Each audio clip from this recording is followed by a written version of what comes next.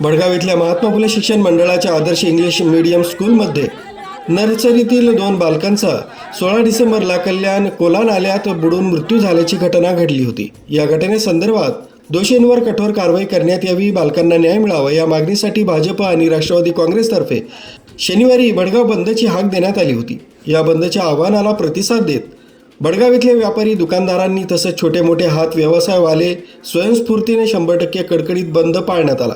यावेळी पोलिसांचा बंदोबस्त ठेवण्यात आला होता। आदर्श इंग्लिश मीडियम स्कूल येथील निष्काळजीपणामुळे बळी गेलेल्या 2 चिमुकल्यांच्या न्यायाबाबत भडगाव तहसीलदार शीतल सोलाट यांना भाजप राष्ट्रवादी काँग्रेस पक्षातर्फे निवेदन देण्यात आले।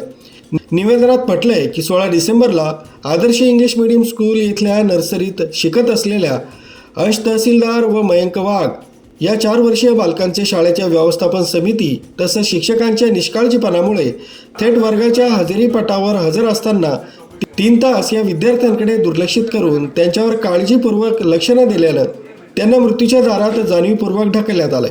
तरी संस्थाध्यक्ष, सचिव, संचालक मंडळासह वर्ग शिक्षक, मुख्याध्यापक यांच्यासह सर्वांवर कारवाई करण्यात यावी, तसंच घटनेतील गुन्हा दाखल झालेल्या सर्वांना अटक करण्यात यावी, तसंच संचालक मंडळ बरखास्त करून यावर प्रशासकाची नेमणूक करावी।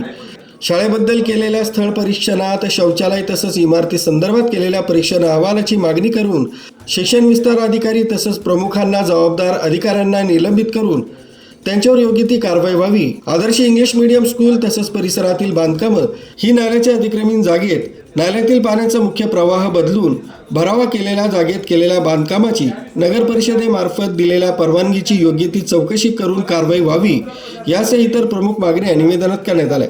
यावेळी मृत बालकांचे आईवडील, भाजपाचे माजी तालुकाध्यक्ष सोमनाथ पाटील, तालुकाध्यक्ष विनोद नेरकर, राष्ट्रवादी काँग्रेसचे हर्षल पाटील, अनिल वाघ, पोलीस उपनिरीक्षक सुशील सोनवणे, कर्मचारी आदींसह नागरिक मोठ्या संख्येने उपस्थित होते।